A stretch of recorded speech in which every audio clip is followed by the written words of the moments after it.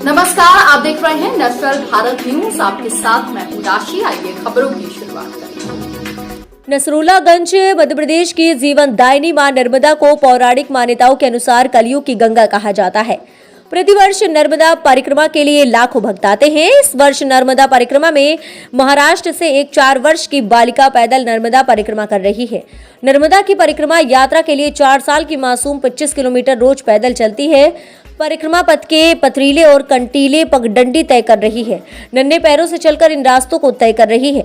बालिका के कठोर निर्णय को देख लोग भी आश्चर्यचकित हैं। बता दें कि महाराष्ट्र के शनि सिंगड़ापुर के पास चेड़ गांव से अपनी मां और 6 सदस्य दल के साथ आज नसरुल्लागंज तहसील के ग्राम नीलकंठ के नर्मदा तट पहुंची। पहली बार एक 4 वर्षीय बालिका राजेश्वर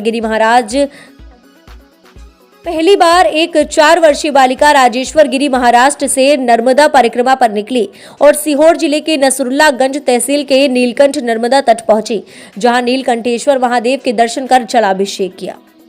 तो नर्मदे हर मां नर्मदा मैया की कृपा से हमने 2 महीने और 8 दिन हो गए परिक्रमा चालू की है। तो नेमावर में हमारी आधी परिक्रमा पूरी हो गई है और मैया की कृपा से हम नहीं चल रहे, मैया ही हमें चला रही है। हमारे साथ महाराष्ट्र के शनि सिंगनापुर के नज़दीक छोटा सा गांव है 10 किलोमीटर, वहाँ से हम सब परिवार से आए हैं। महाराष्ट्र के सब परिक्रमावासी हमारे साथ हैं और परिवार भी हमारे साथ है। बहनें, दोनों बहनें, मामा जी सब पूरे साथ हैं। पिताजी भी है, नैन माता जी, उनका नाम है राजेश्वरी, 4 साल की। अभी तो सबको मालूम है और मैया ही चला रही है। सब लोग ये पूछते हैं कि उनकी कोई मन्नत है क्या? मन्नत कुछ नहीं है। छोटी गुड़िया की पिछले साल 2 बार गाड़ी से परिक्रमा हुई है और हर बार हम मैया के किनारे आते ही रहते हैं। तो वो खुद बोलती है कि हमें परिक्रमा जाना है, तो वो चलती मैया चलाती है। और आप सब इतने सब भीड़ हो रही है, इतने सब देखने के लिए और लाड़ प्यार करने के लिए आ रहे हैं या दर्शन देने के लिए आ रहे हैं, क्योंकि मैया का स्वरूप बाल स्वरूप है और हर घर का बच्चा जो है वो भगवान के स्वरूप ही होता है, वैसे वो है। हम भी एक साधना करने के लिए आए हैं, हम भी परिक्रमावासी है, लेकिन आपके मन में जो मैया के प्रति आस्था है, जो भाव है, इसकी वजह से इसमें आप सब मैया देख रहे हैं। और उत्तर तट में हम अभी ये कौन सा गाँव है, नीलकंठेश्वर महादेव, यहाँ से जा रहे हैं। कल से वो पत्रकार और सब ये भक्तजन लोग सब बहुत बड़ी आज सेवा हो रही है।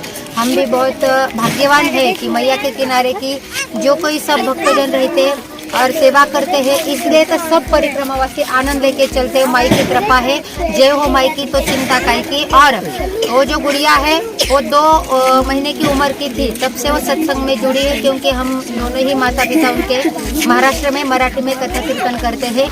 और हम तो एक परिक्रमा और साधना करने के लिए निकले हैं, मैया की कृपा होनी चाहिए। और ये बताना चाहती हूँ कि जितनी सेवा आप कर रहे हैं एक परिक्रमावासी बन के, नहीं तो हम इस लायक भी नहीं है, लेकिन मैया का जल उठाया है, मैया के किनारे चल रहे हैं, इसलिए तो ये सेवा हो रही है। एक संदेश भेजना चाहती है, यहाँ बहुत छोटे छोटे बच्चे हैं। हम भी हमारे हिंदू वैदिक सनातन धर्म से जुड़े रहे, धर्म के पथ पे चले और नर्मदे हर कहते चले, मैया की शरणागति करें, क्योंकि हर घर में बहुत बड़ी कुछ ना कुछ तो समस्या होती है। किसी न किसी गम में हमें रहते हैं, तो मैं ये ही बता दूंगी कि हर समस्या का फल वो तो मैया का जल है। इसलिए नर्मदे कहते रहो और छोटे छोटे बच्चों को पढ़ाओ, लेकिन अच्छे संस्कार से जुड़ो और इसी मैया की शरणागति करो। यही संदेश, छोटी सी गुड़िया मैया का स्मरण करते या मैया के किनारे से मैया चला सकती है उनको, तो हम सबको ही चला सकती है। जीवन में मैया के बिना किसी का आधार नहीं है, क्योंकि वो तो जगत दाहिनी और जगत जीवनी है, वो मैया है। और हम भी यही प्राप्त करने के लिए निकले हैं। मैया की कृपा बनी रहे हम पे भी और आप सबके भी। और कितने किलोमीटर की टोटल यात्रा है? अभी किलोमीटर तो हमें गिनी नहीं है, बस मैया का स्मरण करते चले। लेकिन नेमावर में हमारी आधी पूरी हुई है, ओमकारेश्वर अभी और कितना शेष रह गया है? अभी तो आधा रह गया, अमरकंटक से फिर ओमकारेश्वर चल जाएंगे। मतलब यहाँ आश्रम पे जो परिक्रमावासी आता है वो हर परिक्रमावासी महत्वपूर्ण है। मैं खुद 5 बार मां नर्मदा की परिक्रमा कर चुका हूँ।